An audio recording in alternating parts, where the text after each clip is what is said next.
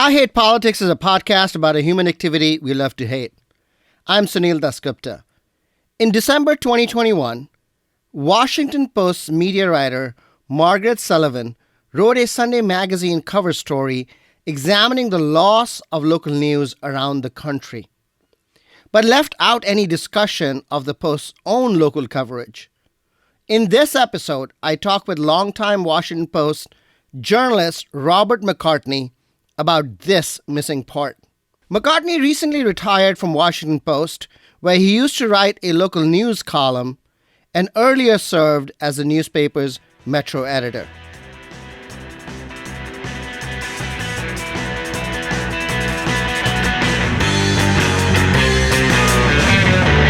Laying claim to the wasteland of a planet.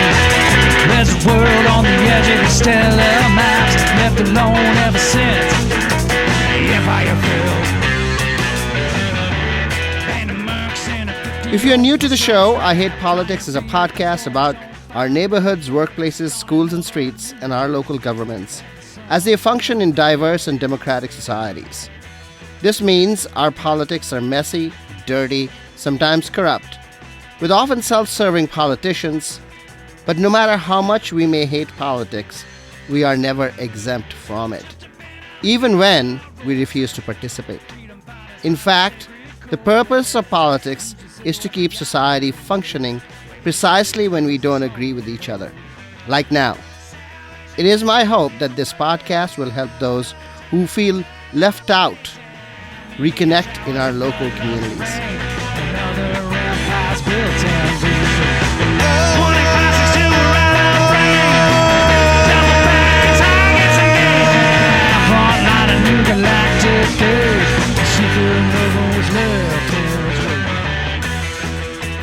Music for this episode comes from Bad Robot Jones, a Washington, D.C. area band of escaped androids on the run. Mixing punk, progressive, and indie rock, they play songs about assassin robots, Vulcan rituals, and the fall of galactic empires. Zach Parkman on vocals and guitar, Doogie Whittaker on bass and vocals, and Joey Jenkins on the drums.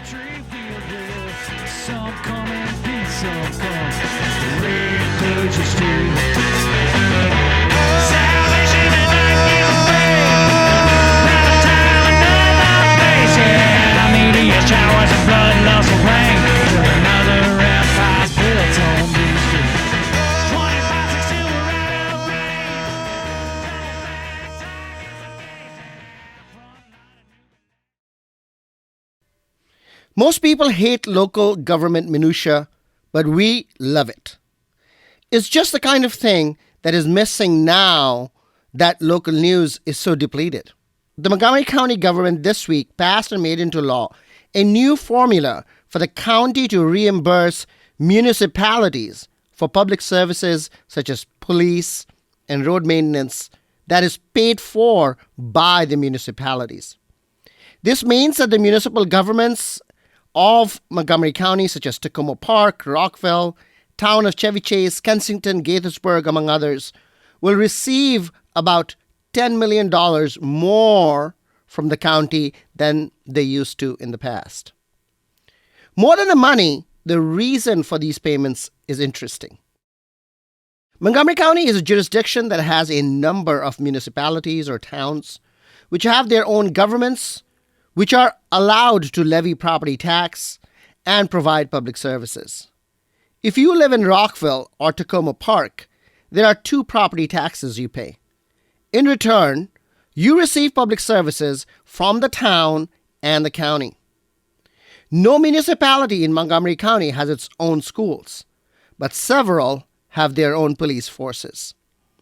If the town did not maintain its own police, which in the case of Rockville, for example, is as many as 60 officers, that service would have to be provided by the county.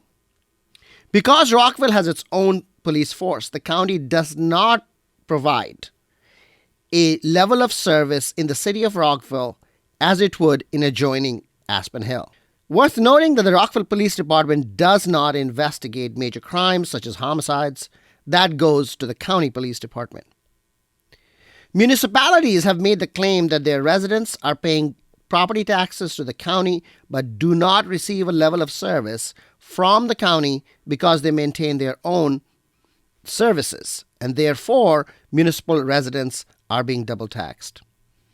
In order to remedy the problem, the towns get a certain amount of reimbursement from the county.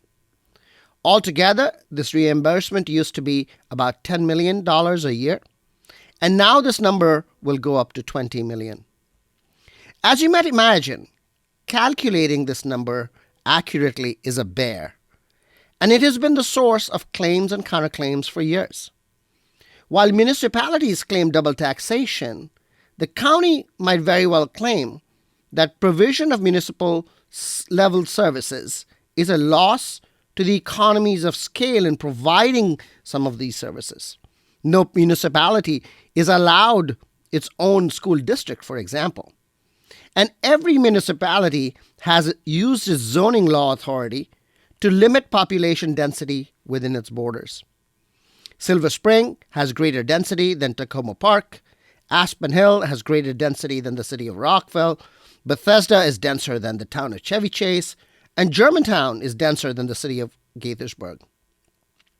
But how do you adjust the reimbursement amounts for these things? Though the actual amount of the new reimbursement is based on formulas about how much a police officer costs or miles of roads maintained, the calculations are more art than science, and really a political agreement in an election year made by politicians running for re-election at a time when county revenues are expected to be buoyant. Does the fact that politicians take action to boost their election chances make a decision nefarious? No. That is the design of democracy. Politicians win by doing what their constituents want. But note the crisscrossing of taxation and public services and what it says about the politics of towns and counties. Another example. It is weird to be talking about snow in the third week of March, but we did get snow last weekend. So it brought back the issue of excessive use of road salt.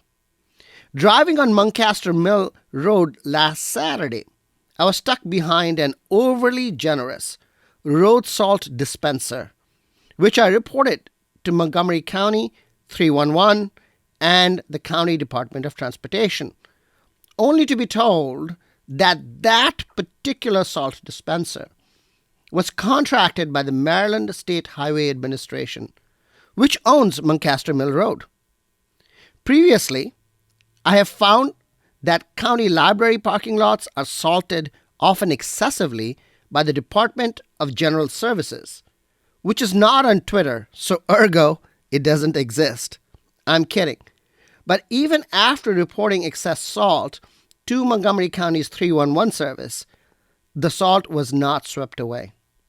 This week, a friend of the show, Eric Herron from Germantown, took pictures of excessive salt use at Waters Landing Elementary School. Reached on Twitter, Montgomery County Public Schools says that the appropriate people have been told. No clarity on who the appropriate people are or why this happened in the first place. The crisscrossing of state, county, and local governments and who owns what is mind-boggling, really. And one contributor to the attitude that concludes, I hate politics. The 2022 Goucher College poll of Marylanders is out, and the priorities of residents it has found is surprising. Public safety, 25%. Education, 17%. Economy and jobs, 14%.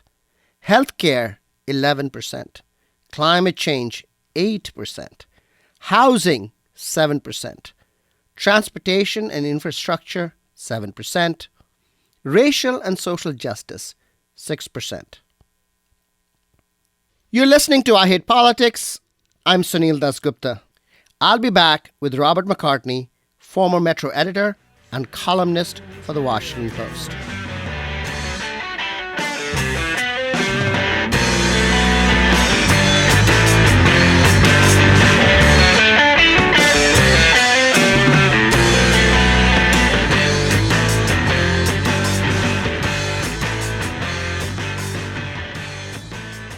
Robert McCartney, welcome to I Hate Politics. Good to be here. Can we start with your history at the Washington Post? When did you start? What all did you do? You have had a storied career there. I certainly had a long career, and it was varied. I joined the paper in 1982, and I retired in just last August of 2021. So I was there 39 years, and I sort of did three things. I started out, most people start on Metro and then go to national or foreign, but I did it the other way around. I started out on foreign. I was an editor, a copy editor on the foreign desk, and then I was a foreign correspondent in Mexico and Germany. And then I was a business reporter, and then I was an editor in multiple sections. I was a local business editor, national security editor, Maryland editor, foreign editor. And then I got the greatest job of all time, where I was the managing editor of the International Herald Tribune in Paris. Wow. The best job ever. And unfortunately, at that time, the Washington Post and the New York Times shared ownership of the International Herald Tribune. And the evil New York Times, in its arrogance and hubris, decided that it wanted 100% control instead of 50% ownership of the Herald Tribune. So they did this ugly, brutal corporate power play and forced the Post to sell its half of the paper. And this is all well documented. And so the New York Times took over the paper, and being a loyal Washington Post person, I resigned from my dream job and came back to the Post. So then I was the web editor for a couple of years, and then I was the top, I think the job that is of most interest to you, I was the top editor of the Metro section for 4 years. And then I was the columnist for Metro, and that's how I did that till I retired. So let's see, from 2005 until I retired in 2021, I was working on Metro, both first as an editor and then as a columnist. Perfect. Washington Post used to be considered a local paper, right? And then it went national. So do you remember when that happened? It's a little more complicated than that. Under the Graham family, and especially under Don Graham, the paper's mission was to be a great local paper serving the greater Washington community. And it happened to have this wonderful national and international reputation, which it appreciated. But he always said the main mission of the paper was to be a local paper. And I mean, that was partly for business reasons, that he thought that the way to protect the business, and commercial success of the Post was to focus on having very deep and broad readership in the Washington area, and then basically selling ads, to local advertisers. So, and in particular, Giant Food. I mean, for many years, Giant Food was by far the principal advertiser, and the advertiser they cared the most about. And Giant Food wanted basically the paper to reach about 50% of the market. That's what they wanted. They would have been satisfied with 40%, but they basically wanted 50%. And a big focus of the paper was to be selling to a high percentage of people in the local market. The biggest impact of the internet, it basically destroyed the business model for quality newspaper journalism. So is this around the classified? I think we made $40 million a year. Don't hold me to that, but it was certainly in the tens of millions of dollars. We could rely very securely on tens of millions of dollars a year from classified advertising, year in, year out. all that revenue just dried up. Then the 2008 recession hit, and we went through hell then. I was the Metro editor then, and basically, we went through, I think, 4 or 5 rounds of buyouts, and I was in charge of the Metro section for 2 of them. So I was like, basically having to handle buyouts, of dozens of people. I mean, one of the buyouts, I got a stack of 54, folders on my desk and said, talk to these 54 people on your staff about buyouts. So basically, a few years after that, the Graham family realized, as they said, our little family-owned business just doesn't have the resources to deal with these pressures, the rise of the internet and the aftermath of the recession. So they sold to Jeff Bezos. Well, Bezos had a completely different focus. Don Graham wanted a local paper that happened to have a great national and international reputation. Jeff Bezos's goal is to be, the dominant source of news on the internet in English worldwide. I mean, his mission, is global domination. His mission, with Amazon is global domination of the retail market. His goal with the Washington Post is global domination of the news market online. And so he suddenly, the commitment to the local mission evaporated. And it was all about getting, the whole focus now is getting subscribers, digital subscribers, anywhere you can get them. And the way to do that, of course, the way to maximize your number of digital subscribers is not to focus on just the Washington metropolitan area, but to go after national and international readers and basically excel at national and international news. So since Bezos took over the paper, and there's a very important distinction to be made here. Since Bezos took over the paper, there's been huge investments in building up the national staff and now the international staff. And we've been adding foreign bureaus and foreign reporters like crazy.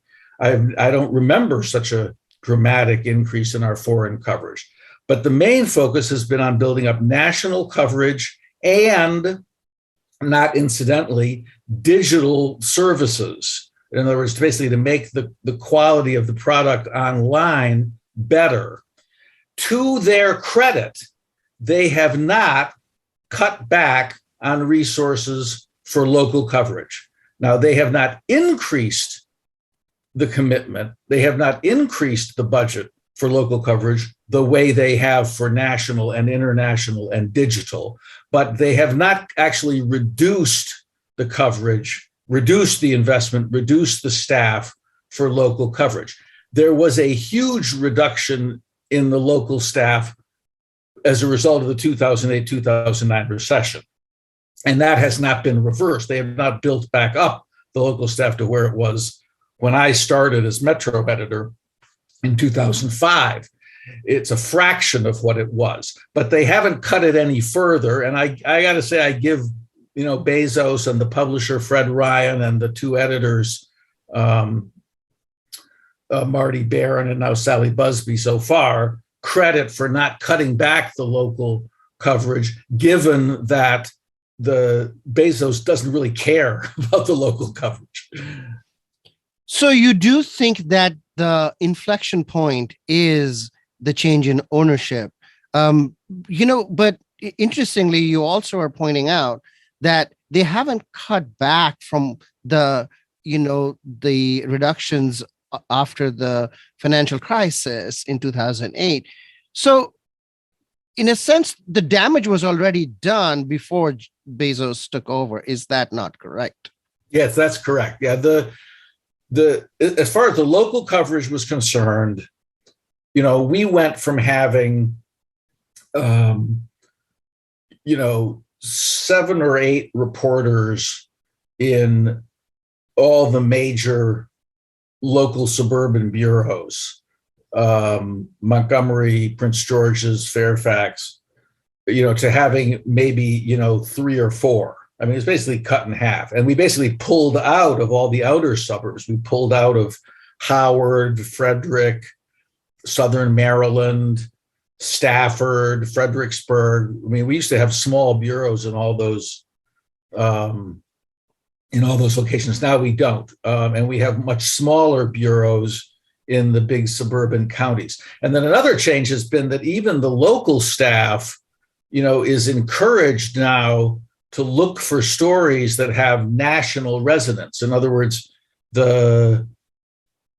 if you're writing about say school policy in Montgomery County, there's a premium placed on looking for an angle with that story that will resonate nationally, that will attract national readers. So it's not so much about, I mean, they still want to do a certain sort of a baseline level of coverage just to serve the local community. But in terms of anything extra beyond that, you're encouraged to look for angles, not necessarily that are going to help people understand what's going on in Montgomery County, but to look for stuff about Montgomery County that's going to interest people anywhere. So how does that work? I mean, how are reporters told that go out and find stories that have national appeal rather than, reporting the local news itself? It's sort of a question of, to the extent that you have discretionary time, where do you put your emphasis, right? I mean, I'll give you a good example. It's not in Montgomery County, but in Northern Virginia, we've barely been covering Loudoun County government and schools, right?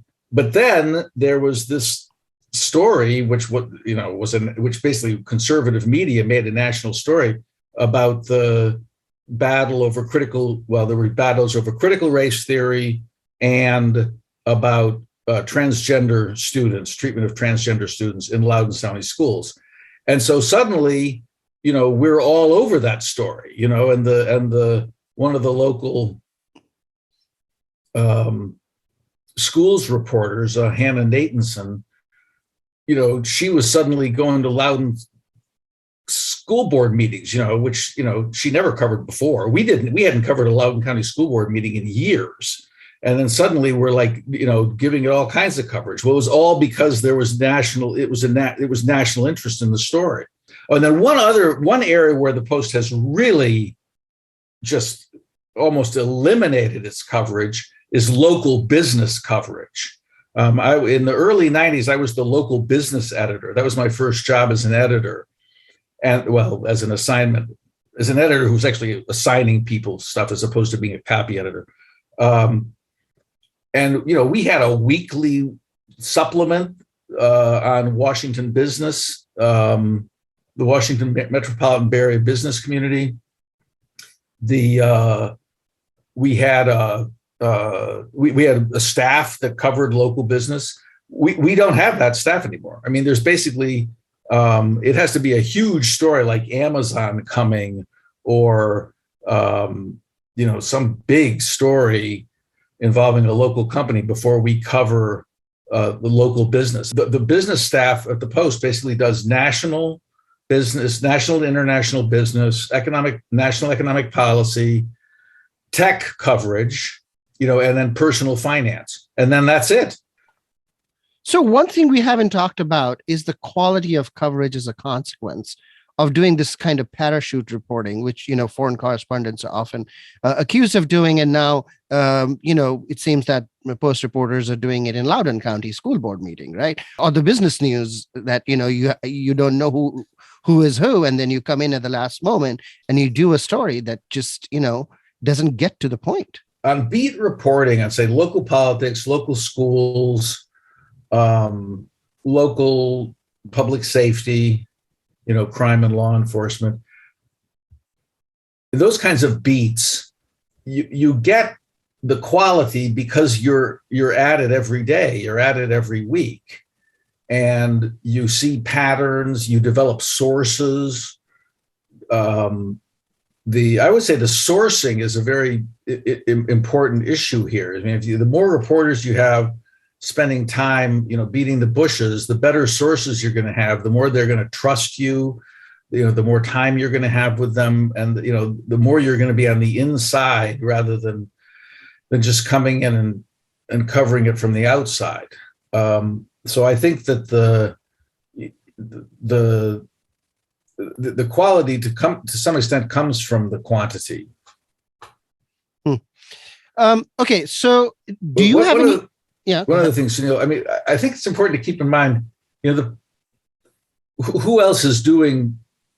It isn't just the Post responsible for covering local news. Bethesda Beat, and the Bethesda Magazine, who've sort of taken over coverage focused entirely on Montgomery County.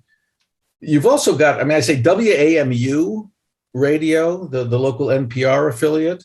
Right. They do quite good local news with a focus on the local community. And they really seem to be more and more interested in doing local coverage. I mean, they seem to be interested almost in trying to take over from the sort of assume sort of a dominant role in local coverage. Some of their local economics coverage is really quite good, like on housing and zoning. They have a reporter, Ali Schweitzer, who really does fine work on that. So WAMU does a good job. And also, some of the TV stations, especially Channel 4, NBC4, which I think has the biggest staff, they do some pretty good coverage of the local stuff. And then you have some websites that cover politics, like Maryland Matters. So let's talk about that a little bit. If the Post has abandoned, in essence, sort of deep coverage of local news, which I think is what you're implying here, then are there other models that actually are sustainable? Maryland Matters, for example, is a nonprofit news organization, but Bethesda Beat is a for-profit news organization. And, I did an interview with the publisher the founder publisher of Bethesda Magazine, Bethesda Beat, Steve Hall. And he said that Bethesda Magazine subsidizes Bethesda Beat, which is the news operation. Are you seeing any feasible models that are that could work? Well, that's the $64 billion question. I would have to say honestly that I do not see yet a model for financially sustainable, quality, in-depth local journalism. And so we're looking at nonprofit models or, frankly, philanthropic models. I mean, what you're seeing, one of the most interesting developments right now is the creation of this nonprofit news website in Baltimore called the Baltimore Banner, which is being subsidized by a Montgomery County guy, Stuart Bainham, billionaire, the Choice Hotels fortune. If that succeeds, then you would have a model for, do good, well-meaning rich people to create local journalism websites that could actually survive and make money in the long run. But, you got to have somebody with deep pockets and good intentions in order to subsidize that. Now, let's talk about the Post. The Post right now, it basically is in not quite the same place, but to some extent it's in the same place. We're basically a vanity operation for Jeff Bezos. Now they say, it's a privately owned company now, so we don't get to see their books, but they say, and I believe them, that it's making a profit on an operating basis. In other words, the operations year to year are making a profit. I doubt that they're making a very big profit, but they're making a profit. But there's no way they're making a profit once you include all the investments Bezos is making, because Bezos is poured a lot of money into the Post. I mean, the staff is expanded by several hundred people, and quality, well-paid people since he took over. I mean, they're adding foreign bureaus. They've built up the investigative staff. They've vastly increased, the digital operations. People doing videos and audio and social media. We got a super successful TikTok operation. He's poured a lot of money in there on the capital account. So I'm sure the capital account is quite negative and more than offsets, whatever operating profit they're making. The renaissance, if you will, of the Washington Post is basically being financed at a loss, by Jeff Bezos's deep pockets. Maybe Stuart Bainham needs to talk to Jeff Bezos about local news. I'm sure he probably has. Can you identify the beats where the Post is still strong in local news? You've got several transportation reporters. You've got, Catherine Shaver does a great job. She's the go-to reporter on the Purple Line and the, Hogan's plan to widen I-270 and part of the Beltway. She is the reporter on that. We have an excellent WMATA reporter in Justin George. You've got Luz Lazo does a really good job on roads and issues in Northern Virginia.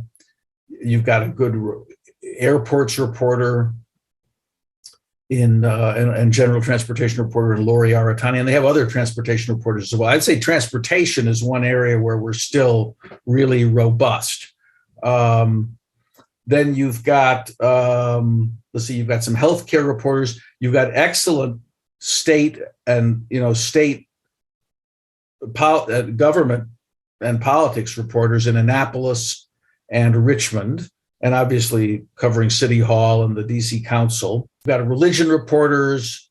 You've got some regional health reporters now, especially they've actually added to that beat because of COVID. And then you've got some, you got the columnists, you've got Petula Dvorak and Teresa Vargas, Cortland Malloy, John Kelly, trying to think who write about, local issues. I'm sure I'm missing some beats. And then you've got like a group of general assignment. You got some investigative reporters like Steve Thompson, and you've got a core of feature writers, who do in-depth stuff, wherever they find it. And they can do a lot of break a lot of news. Like Ian Shapira, basically broke the story and won awards for it on the Virginia Military Institute race scandal. So, you've got, it's much less than it used to be, but it's still, as I said, I think the best local coverage of any big metropolitan daily in the country. Let's talk about public health coverage during COVID. This one example, right? And clearly, as I looked at it, local public health coverage is almost not there, except, in some broad fashion regarding, the COVID rates going up or down, that kind of thing.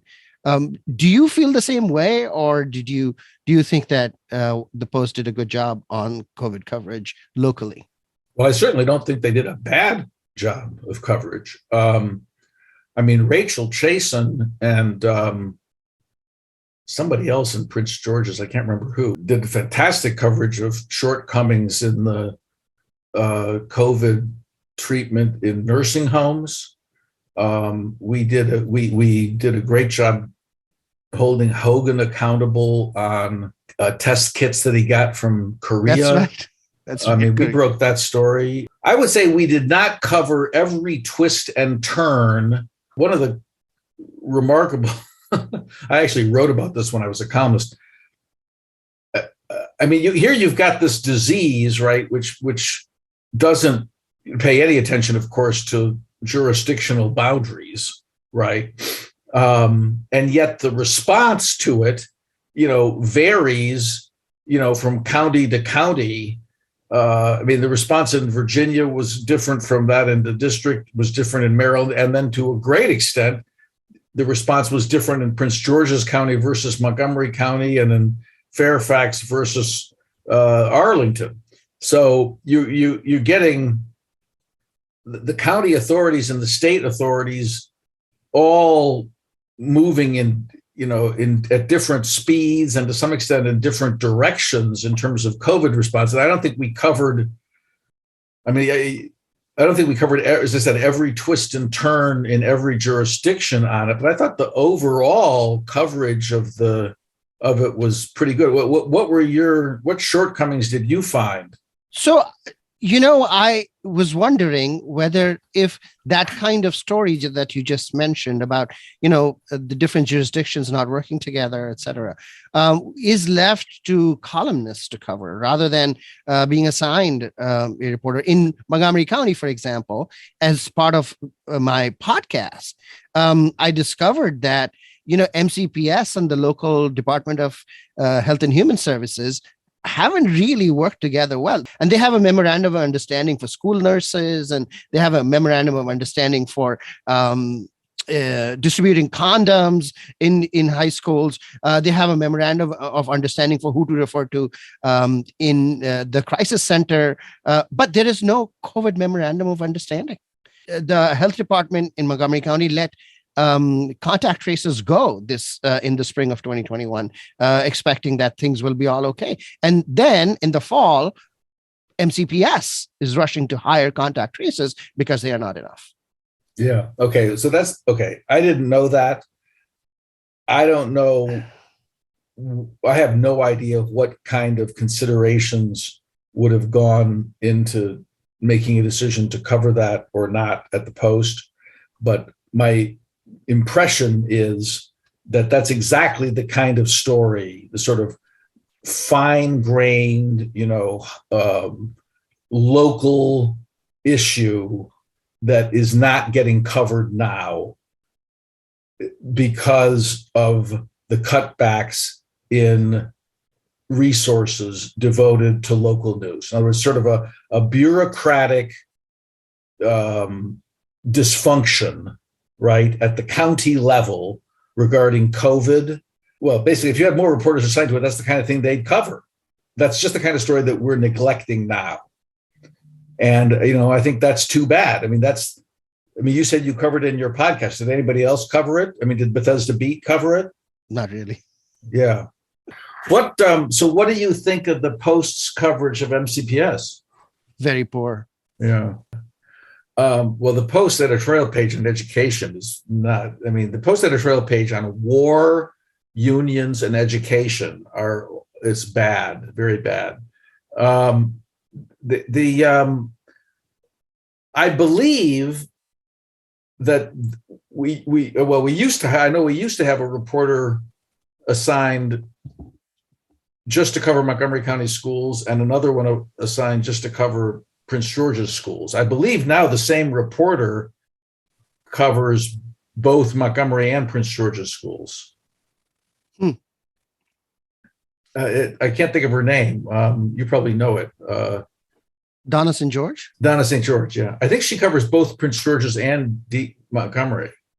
We used to have an education reporter for Montgomery, Prince George's, Howard, Southern Maryland. Yeah, those four. And now I think we have one for all suburban Maryland schools. The thing that triggered all of this for me was Margaret Sullivan's Sunday Magazine article.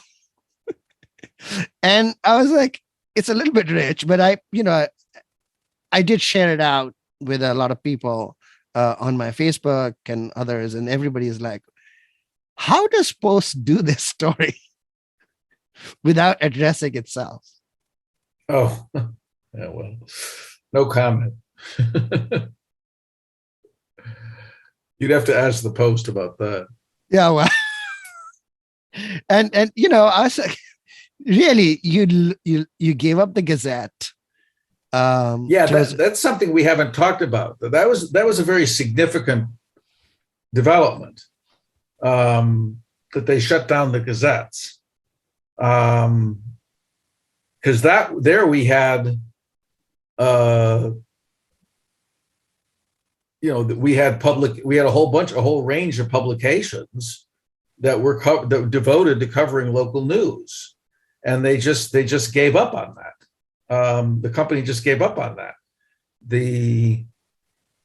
I think that was a direct result of the 2008-2009 recession.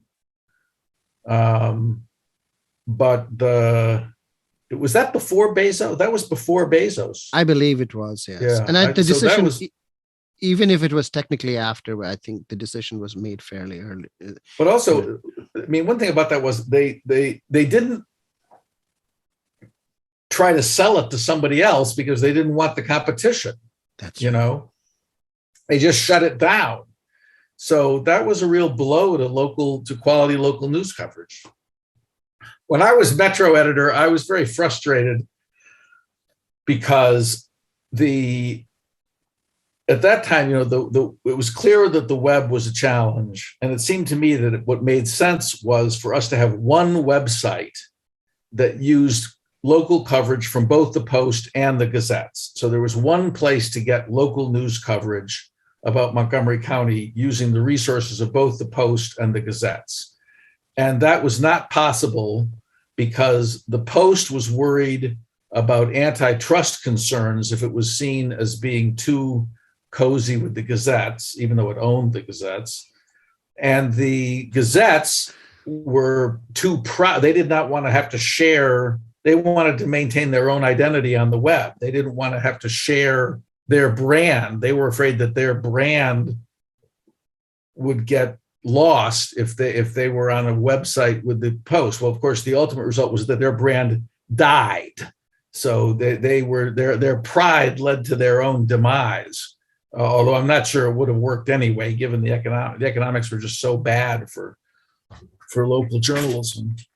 But it is interesting to speculate, and given the fact that Bethesda Magazine is able to survive, it is interesting to speculate about whether the Gazettes ultimately could have been profitable if they'd stuck with it.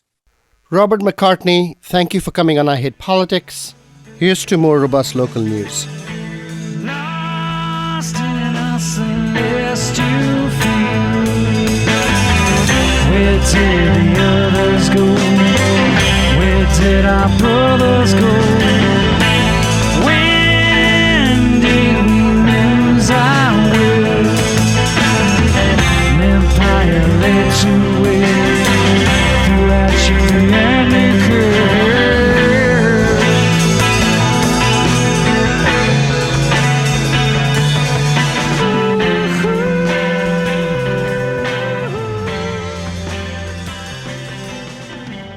What lessons can we learn from my conversation with Robert McCartney, former Metro editor and columnist for the Washington Post? Let's start with why we did this episode. No story about the decline of local news is complete without addressing the loss of Washington Post's own local coverage. Under Jeff Bezos, the Post has invested greatly in covering foreign and national news, but not in local news. And what local coverage there is driven by national and international resonance rather than service to the local market itself. This choice came after the rise of the internet had decimated the local advertising market, including and especially classifieds. And the 2008 financial crisis led to large layoffs of local news staff at the Post. What is surprising, however, is that this choice by Bezos and the Post leadership was made in a media market that is depleted, but still better than almost anywhere else in the world. In Montgomery County alone, as the Post local coverage slipped, Bethesda Magazine and Bethesda Beat emerged as financially viable and a growing news outlet. Maryland Matters and WAMU, the local NPR affiliate, which runs a local news website called DC Est, have also become successful media outlets, albeit as non-profit operations, relying not just on reader and listener support, but also on big donation and foundation support. In Baltimore, Stuart Bainum has started a well-funded non-profit news operation, the Baltimore Banner, which many hope will show the light to a new path in local journalism. The Washington Post is a for-profit entity, but also similarly a vanity project for another billionaire. But his choice not to invest in local news is very different from Bainum's. The abandonment, perhaps it is a harsh word for what is the reality, the abandonment of local news by large media companies, including the Post, has led to two types of innovation. The first is nonprofit journalism, which was mainly practiced by public radio previously. Second, the rise of hyperlocal news and advertising that is financially viable. We did an episode last year with Steve Hall, the founder-editor of Bethesda Magazine and Bethesda Beat, who not only said that his company was profitable early on, but also that most of his advertisers were within 5 miles of his office. Hull has since sold Bethesda Magazine and Bethesda Beat to Rockville-based real estate developers Scott and Gillian Copeland. There are other outlets like The Moco Show, which have also become profitable while still developing their news operation. And of course, this podcast is among the many innovative approaches to news bubbling up from below. What's at stake? Robert McCartney says it is our democracy. The paradox in democratic theory is that while we believe government closest to us is the most effective and representative government, we know least about what is closest to us. We know more about the White House than we know about Congress, and more about Congress than we know about state politics, more about state politics than about the county, and more about the county than the school board, and more about the school board than what is happening in our HOA or PTA, that lowest molecule of social and political life. Can democracy survive this knowledge gap?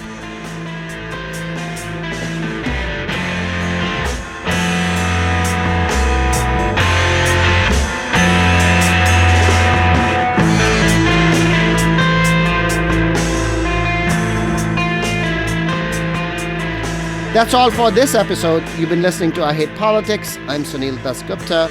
Music for this episode comes from Bad Robot Jones, a Washington, D.C. area band of escaped androids on the run. Mixing punk, progressive, and indie rock, they play songs about assassin robots, Vulcan rituals, and the fall of galactic empires. Zach Parkman on vocals and guitar, Doogie Whittaker on bass and vocals, and Joey Jenkins on drums. If you want to share your music on the show or know someone else who might want to, please email us at ihppod@gmail.com or reach out on Twitter @ihppod. I hope you'll subscribe and share the podcast as we bring you stories about politics close to you and your home. See you next time. Try to figure a way out of this life.